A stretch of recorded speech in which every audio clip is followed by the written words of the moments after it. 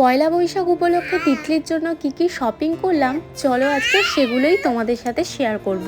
প্রথমেই আছে এই সুন্দর ডেনিম ফ্রকটা, যেটা আমার দেখা মাত্রই কিন্তু পছন্দ হয়ে গিয়েছিল। তারপর আছে একটা কিউট টপ, আর তার সাথে আমি এই ডেনিম শর্টসটা কিন্তু পেয়ার আপ করে নিয়েছিলাম।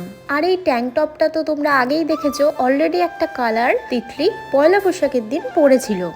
এই টপটার সাথে আমি এই শর্টসটা পেয়ার আপ করে নিয়েছি, কেমন হয়েছে অবশ্যই জানিও। তারপর ডেইলি ইউজের জন্য নিয়েছিলাম এই সুন্দর কিউট টপটা, আর এই শর্টস দুটো দেখো কতটা কিউট, আর কালারগুলোও কিন্তু ভীষণ মিষ্টি, আর মেটেরিয়ালসও কিন্তু ভীষণই সফট। আর এই টপ দুটো দেখো দুটোই সেম।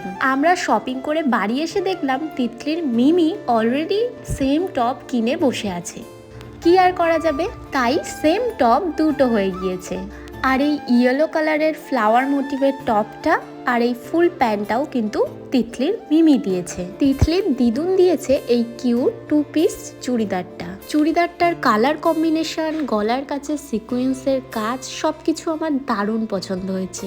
আর প্যান্টটার নিচে কিন্তু লেসের কাজ করা ছিল। ড্রেসটা কিন্তু অনলাইন থেকে নেওয়া, তাই কারোর যদি লিংক লাগে অবশ্যই জানিও। এবার চলো এই ড্রেসটা দেখো, ভীষণই কিউট আর গরমের সময় একদম পারফেক্ট।